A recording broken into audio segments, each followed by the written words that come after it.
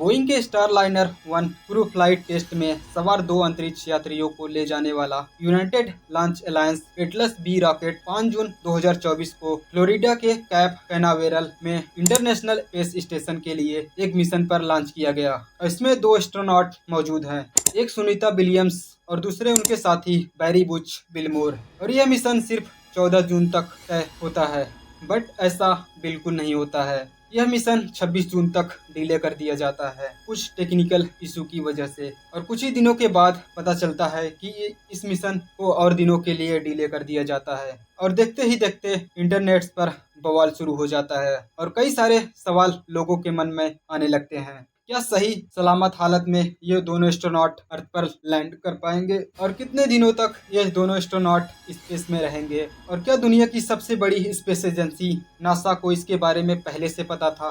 तो आइए जानते हैं इन्हीं सब सवालों का जवाब आज के इस वीडियो में। Astronaut Sunita Williams stuck in. NASA has pushed back the return of Boeing's first crewed mission to the International Space Station again.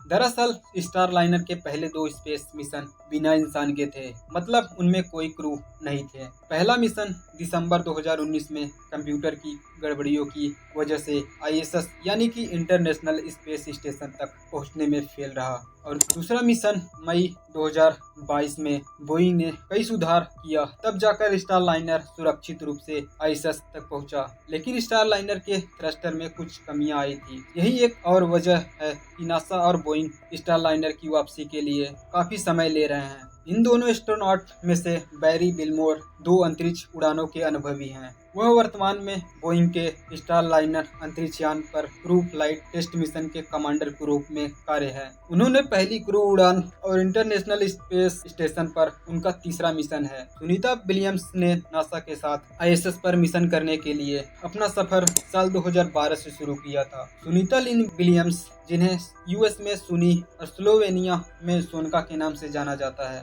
वह एक अमेरिकी अंतरिक्ष यात्री और USA की एक नौसेना अधिकारी भी हैं। एक अंतरिक्ष यात्री बनने के बाद सुनीता विलियम्स कई स्पेस मिशन का हिस्सा बनी हैं और उन्होंने ISS में जाकर समय बिताया है। उनके नाम एक महिला द्वारा सबसे अधिक स्पेस वॉक और एक महिला द्वारा सबसे अधिक समय तक अंतरिक्ष में चहलकदमी करने का रिकॉर्ड भी दर्ज है।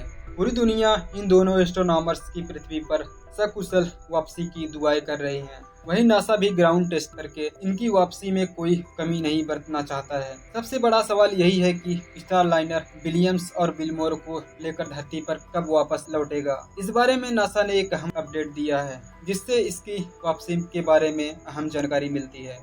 तो कई रिपोर्ट्स का दावा है कि इस मिशन में हीलियम लीक की वजह से ऐसा हुआ है। स्टारलाइनर के RCS में कुल 28 थ्रस्टर हैं और इनमें से 5 खराब है, और उन 5 में से केवल एक को अनडॉकिंग के दौरान ऑफलाइन किया जाएगा। RCS स्टारलाइनर के सर्विस मॉड्यूल में है, जिसे एंट्री, उतरने और लैंडिंग से पहले हटा दिया जाएगा। इसलिए ऑर्बिट में एक्स्ट्रा टाइम टीमों को यह समझने में समय देगा कि आगे कैसे बढ़ना है। लेकिन ग्राउंड टीमों को टेस्ट के लिए समय देने के लिए नासा का कहना है कि स्टारलाइनर को 45 दिनों से ज्यादा समय तक डाक में रहने की जरूरत है। अच्छी खबर यह है कि स्पेसक्राफ्ट शायद उस समय से दोगुना या उससे भी ज्यादा समय तक चलने लायक लग रहा है। नासा के कमर्शियल क्रू प्रोग्राम के मैनेजर स्टीव स्टीस ने हाल ही में प्रेस को बताया है कि हमने 45 दिन की लिमिट के बारे में बात, जो स्टारलाइनर पर क्रू मॉड्यूल बैटरियों के अनुसार है। हम उस लिमिट को अपडेट करने की प्रोसेस में हैं। स्टीच ने कहा कि हम उन बैटरियों और ऑर्बिट में उनकी परफॉर्मेंस को देख रहे हैं और वे स्टेशन से रिचार्ज हो रही हैं, और यह रिस्क वास्तव में नहीं बदला है। इसलिए अगले 45 दिनों के लिए रिस्क जरूरी तौर पर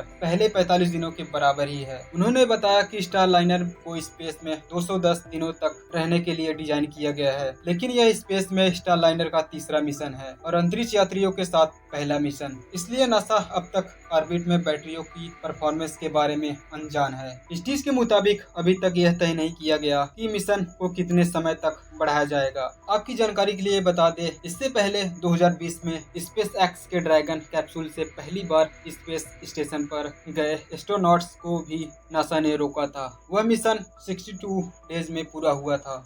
हीलियम का इस्तेमाल प्रोपल्सन सिस्टम में फ्यूल पहुंचाने के लिए किया जाता है। इससे स्पेस में स्पेसक्राफ्ट के लिए कदम दर कदम आगे बढ़ना आसान होता है। इसके अलावा पृथ्वी के एटमॉस्फेयर में वापसी के दौरान स्पीड को कम करने में हीलियम काम आती है। प्रोपल्सन सिस्टम की कमियों के बावजूद नासा ने कहा कि स्टारलाइनर अभी भी एस्ट्रोनॉट्स को पृथ्वी पर वापस लाने के काबिल होगा।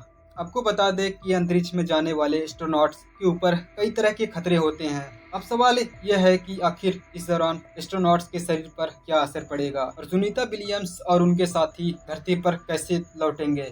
स्पेस में ज्यादा दिनों तक रहने पर शरीर के तरल पदार्थ माइक्रोग्रेविटी में ऊपर की ओर बढ़ते हैं। इस कारण हमारे शरीर के फिल्टर सिस्टम यानी किडनी को समस्या का सामना करना पड़ता है। स्पेस से वापस धरती पर सुनीता विलियम्स और उनके साथी कब लौटेंगे, इसको लेकर नासा की तरफ से कोई बयान जारी नहीं किया गया। नासा के मुताबिक इस मिशन को 45 दिनों तक बढ़ाया जा सकता है। अनुमान के मुताबिक सुनीता विलियम्स और उनके साथी की वापसी जुलाई महीने के अंत तक हो सकती है। नासा की टीम लगातार अभी तकनीकी खामियों को दूर करने और उनको समझने का प्रयास कर रही है। अगर वीडियो पसंद आई हो तो लाइक एंड शेयर जरूर करें।